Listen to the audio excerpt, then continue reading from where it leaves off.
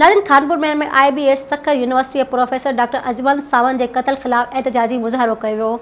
Reporter Fayaz महर मौजूब कानपुर महर में सिविल सोसाइटी सियासी समाजी कारकुननि तोड़े शऊर रखंदड़ माण्हुनि पारां IBS सखर यूनिवर्सिटी के प्रोफेसर डॉक्टर अजमल सावंत के कत्ल खिलाफ प्रेस क्लब आॾो हथनि में प्ले कार्ड खणी एहतजाजी मुज़ाहरो कयो। मुज़ाहिरनि में एहतजाज कंदड़ पारां सिंध में कबीलाई झेड़ा ख़त्म करायो जा नारा हया विया।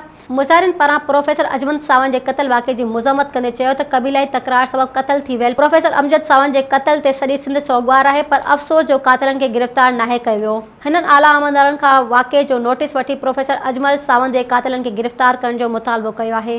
Soomro wallpapers and PVC panel shop 3D wallpapers की वसी रेंज जो आपके घर को बनाए आपके ख्वाबों की तरह खूबसूरत।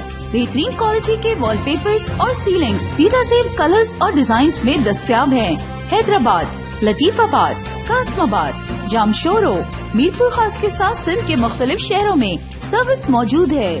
हर किस्म के 3D वॉलपेपर्स और सीलिंग्स लगवाने के लिए अभी राब्ता करें। कॉन्टैक्ट रांझन अली सोमरो। व्हाट्सएप 0333370786 03333702 516। तालिब हुसैन 031713109660।